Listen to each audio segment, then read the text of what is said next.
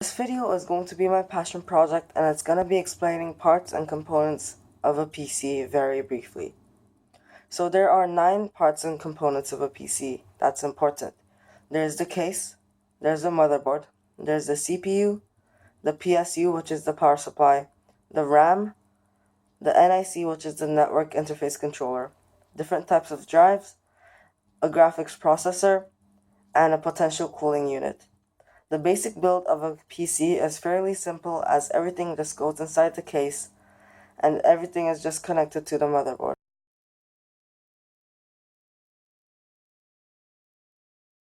There's the case, which is basically where everything fits in. There are different sizes such as mini, midi, mid, and full tower. They could be constructed out of anything such as steel, plastic, aluminum, and glass. You can make them out of Lego even if you're making them at home. Now, you could either buy one at a store or you could make them at your home. If you buy one from a store, they'll most likely come with cables and a power supply. The power supply isn't too good, so don't bet on it too much. The cases come with bays, which you could put things like optical drive in them.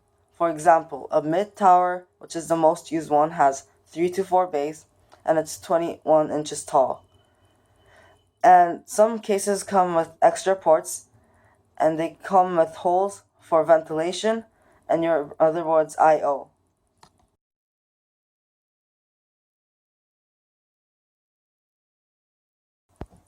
The central processing unit, also known as the CPU. It's sometimes referred to simply as central processor, but more commonly called the processor. The CPU is the brain of the computer where most calculations take place. In terms of computing power, the CPU is the most important element of a computer system. The processor is made out of few major features. The first is the ALU, which performs simple arithmetic and logical operations. Then there is the CU, which quite literally controls the other components in a PC. The two parts work together to perform calculations and control other parts of a computer. Third is the cache, which serves as high-speed memory where instructions can be copied and retrieved. Early CPUs consisted of many separate components, but since the 1970s they have been constructed as a single integrated unit called a microprocessor. As such, a CPU is a specific type of microprocessor. The CPU has to be cooled since it gets hot while operating and could cause thermal throttling and damage to the CPU itself.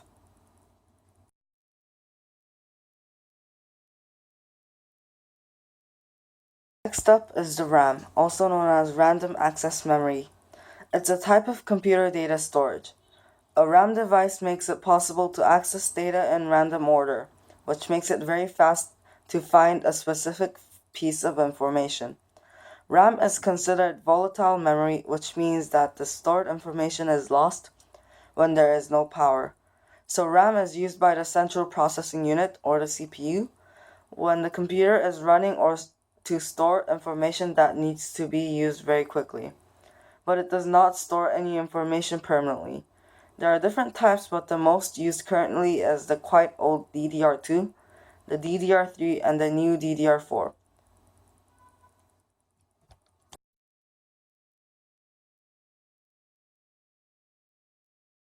Supply. Some cases come with the power supply. However, these are not the most sufficient to support a good build. Computers use switching power supplies. The device switches the power from high voltage AC from the wall into something that the computer can use, like the low voltage DC. Another role of the power supply is to write the DC voltage into the motherboard, adapters, and peripherals. It acts to supply proper power to the components, which are not all the same, as the motherboard would use a different amount of power and cable from a peripheral. The third and the final role of the power supply is to provide cooling and facilitate airflow through the case, so again, things don't get too hot. Now that's it for the video. Thank you for watching.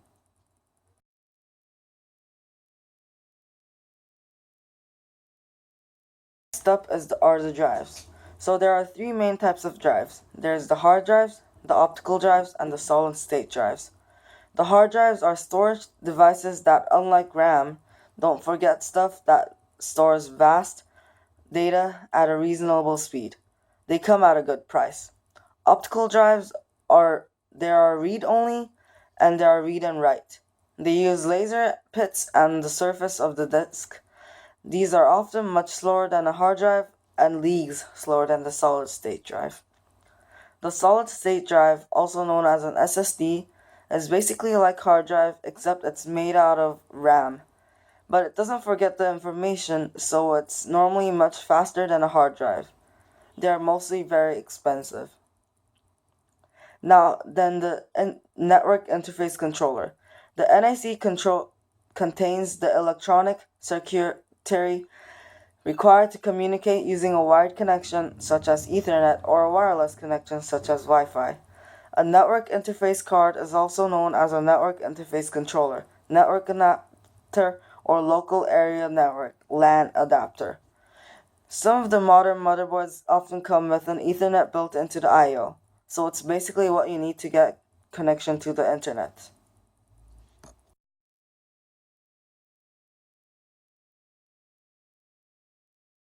The graphics processing unit or the GPU. It's also known as the VPU by AMD people. It is designed to rapidly manipulate and alter memory to accelerate the creation of images in a frame buffer, intended for output to a display. A graphics processing unit is able to render images more quicker than CPU because of its parallel processing architecture, which allows it to perform multiple calculations at the same time. The resulting performance improvements have made GPUs popular chips for other resource intensive tasks unrelated to graphics. Not all computers have a GPU since the CPU can handle most of the tasks that's not graphically intensive. The GPU has also a separate RAM called the VRAM. However, integrated graphics and CPUs don't have separate RAMs, unlike the dedicated video cards.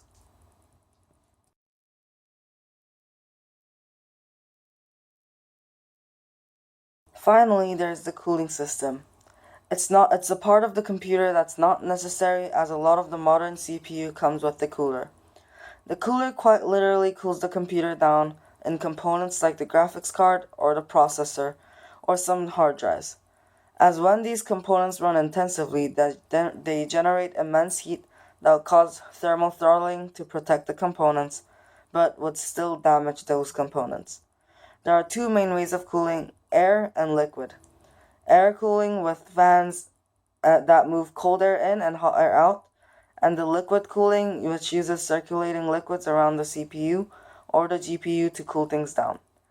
The air cooling uses a fan, and the liquid cooling uses pumps.